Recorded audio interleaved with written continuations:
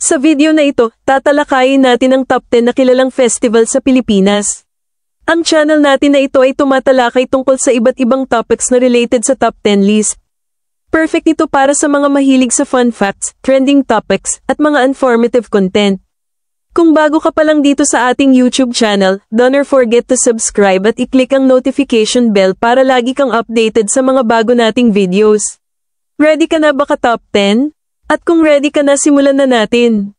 Narito ang top 10 na kilalang festival sa Pilipinas na ipinagdiriwang sa iba't ibang bahagi ng bansa dahil sa makulay na kultura, kasaysayan, at pananampalataya. 1. Sinulog Festival Cebu City, 2 linggo ng Enero, parangal kay Santo Niño, tampok ang makukulay na sayaw at parada. 2. Ati-Atihan Festival Kalibo, Aklan, 3 linggo ng Enero, kilala bilang Mother of all Philippine Festivals, para rin kay Santo Niño. 3. Panagbanga Flower Festival, Baguio City, Pebrero hanggang Marso, parada ng mga bulaklak, floats, at street dancing. 4. Pahiyas Festival Lokban, Quezon, 15 ng Mayo, pagpapasalamat sa masaganang ani kay San Isidro Labrador, palamuti ng mga bahay gamit ang ani at keep-ing. 5. Kadayawan Festival Davao City, 3 linggo ng Agosto, pagdiriwang ng kultura ng mga katutubong grupo at kasaganahan ng kalikasan. 6. Maskara Festival Bacolod City, Oktubre, tampok ang mga ngiting maskara, street dancing, at makukulay na kasuutan.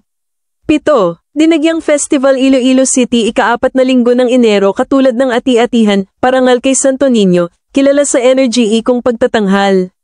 8. Moriones Festival Marinduque, mahal na araw, mga tao'y nagsusuot ng maskarang kahawig ng mga Romanong sundalo. 9. Gigantes Festival Angono, Rizal, 23 ng Nobyembre, parangal kay San Clemente, tampok ang higanteng papirmake figures. 10. Pintados Kasadyaan Festival Tacloban City, Leyte, Hunyo, pagdiriwang ng kultura at kasaysayan ng mga pintados, mga sinaunang mandirigma na may tato.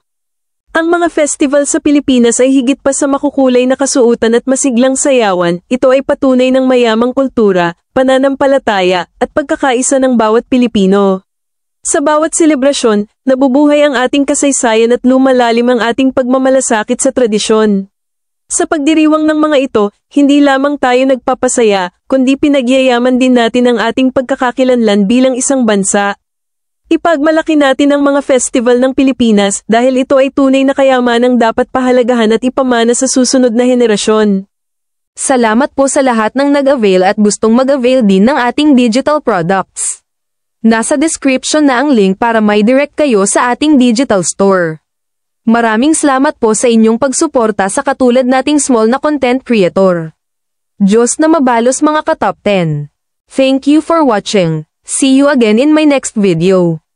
God bless po sa ating lahat.